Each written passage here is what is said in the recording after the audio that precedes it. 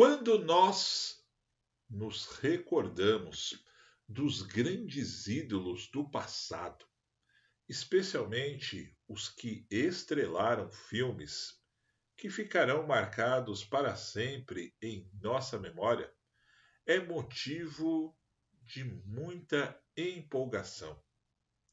E é por isso que eu decidi trazer hoje o nosso review especial sobre o Grande Dragão Branco, estrelado por ele, que dispensa comentários, e você sabe muito bem de quem eu estou falando, e que daqui a pouco nós iremos nos aprofundar muito a respeito, não é mesmo? Eu sou Luiz Felício e sejam muito bem-vindos a esse bate-papo nostálgico do vídeo de hoje. Mas antes de nós darmos início aí ao assunto principal, gostaria de fazer um convite para você que ainda não está inscrito aqui no Telamix. Faça a partir de agora e fique sabendo que eu não falo só a respeito de filmes e seriados nesse conteúdo, e sim tenho outros conteúdos tão interessantes quanto que eu vou deixar para que você descubra clicando exatamente no botão de inscritos neste momento, e não esquece também do sininho para você receber as notificações sempre que eu estiver postando um vídeo novo aqui no Telamix. Bem, meus amigos, vamos lá então. Corria o ano de 1988.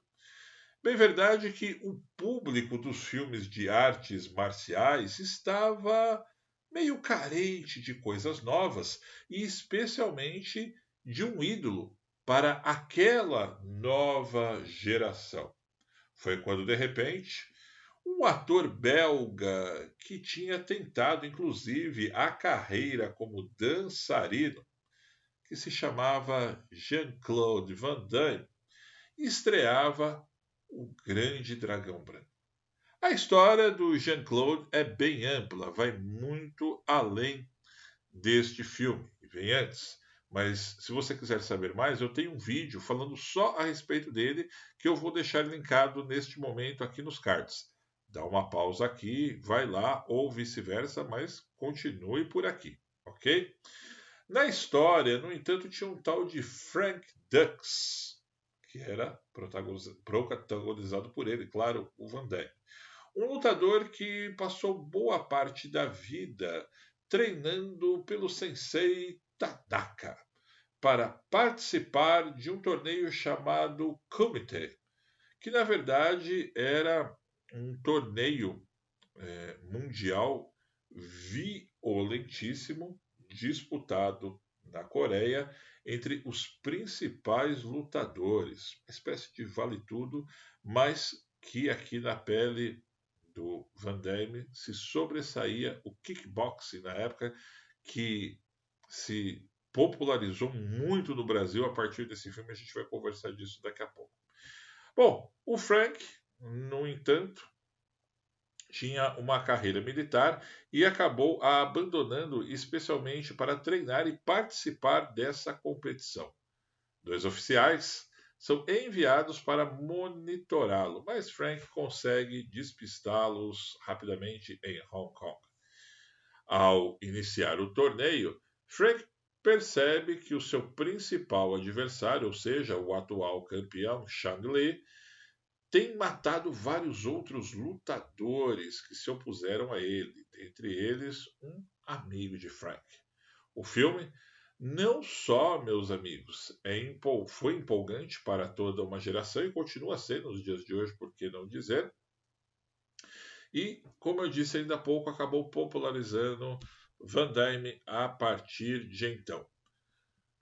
Para a gente começar a citar alguns detalhes do filme, o Van Damme dispensou dublês para fazer as cenas principais de luta, e ele, desde 1987, quando foi escalado para fazer o filme, foi orientado pelo diretor, o Newt Arnold, a utilizar os seus recursos como dançarino em muitas das cenas, apesar do Van Damme ter um conhecimento em artes marciais, mas, ao contrário do lutador do filme, ele não era nenhum super campeão.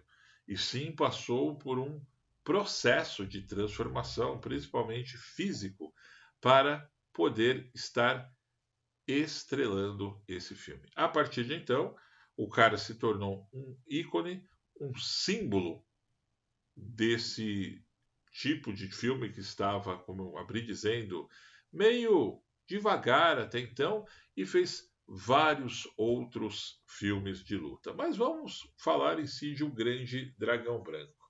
Eu me lembro que na época eu tinha mais ou menos uns 10 anos de idade e já quando passou na televisão, cerca de uns 4, 5 anos depois, estourou na Band. Eu lembro que a Band comprou os direitos, reprisou, acho que até os anos 2000 esse filme, se eu não me engano, naquela sessão de filmes que tinha na emissora na parte da tarde. Mas lá atrás, quando passou a primeira vez na televisão, que eu era garoto, eu lembro que a gente chegou na escola no dia seguinte, acho que era a quinta série que eu estava, se não me engano, e era todo mundo falando do Van Damme, os mais empolgados, que não incluía eu, ok? Querendo imitar as voadoras que o ator dava, querendo fazer as aberturas, sabe? Molecada empolgadaça. E de fato, o Jean-Claude Van Damme, ele deve muito da carreira dele para este filme, porque ele chegou no início dos anos 80 em Hollywood como dançarino, querendo ser ator, fez figuração em muitos filmes, chegou a fazer um ou dois papéis de coadjuvante, inclusive, mas ele não era esse popstar, não era esse cara ao qual até hoje se tem a referência que é puxada a partir de O Grande Dragão Branco. As cenas, meus amigos, para a época foram inovadoras. Seja nós nos recordarmos daquela arena onde até o juiz acabava apanhando, vocês lembram muito bem disso. Era um ambiente muito propício, cinematograficamente falando, para a época. Olhando hoje, eu imagino como quem teve essa imersão de assistir na tela grande deve ter sentido aquela sensação de fato de ver os golpes do Van Damme, dando aquelas voadoras, fazendo aquelas aberturas que hoje se transformaram até em memes aqui na internet. E uma característica das filmagens deste filme é que os golpes, pela primeira vez, tiveram replays. Vocês perceberam isso? Por exemplo, quando ele dá uma chapada de pé no cara, eles reprisam aquele golpe 3 vezes. O diretor, eu acho que ele teve uma sacada de fazer aquilo. Acho que ele ficou tão empolgado de ver como o Van Damme acabou se entregando no filme, que ele falou: ah, não, deixa eu fazer tipo um replay aqui, um negócio meio em câmera lenta, e de fato acabou inovando para a época.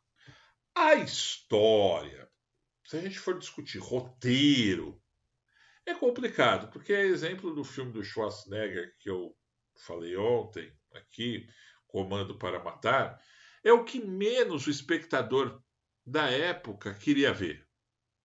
O cara que assistiu um filme, foi assistir como o Grande Dragão Branco, geralmente era aquele cara que já frequentava uma academia, que fazia kickboxing, que fazia karatê, ou apreciava essa arte, ou mesmo aquelas pessoas que sempre gostaram de filme de luta e quer ver o pega para capar. Ninguém quer saber muito da origem do cara, se ele era do exército, se ele não era. Aliás, tem até boa parte do treinamento que se parece que acabou se pegando muitas referências de Karate Kid de uma forma mais adulta, digamos assim. Mas é o que menos o pessoal quer ver, se faz sentido, se não faz. E no final, você sabe que é o cara, o super campeão, o queridinho, no caso aí, o Van Damme, que fazia o Frank, que vai se dar bem no final. Ok? Foram poucos filmes como Rock 1 que o cara não se dá bem no final. Né? Pouquíssimos, pouquíssimos. Tudo bem que o Rock também no primeiro filme não é que ele se deu mal, mas também ele não se deu bem como um autêntico vitorioso. E é isso, meus amigos. O Grande Dragão Branco, lançado no ano de 1988, até hoje é considerado um grande clássico e o filme que alavancou definitivamente a carreira do astro Jean-Claude Van Damme. Gostaria de reforçar o convite, caso você ainda não seja inscrito, inscreva-se a partir de agora aqui no Telamix e caso você já faça parte aqui do nosso canal, compartilhe esse vídeo em suas redes sociais para dar aquela força para mim. Combinado então? Um grande abraço e até breve.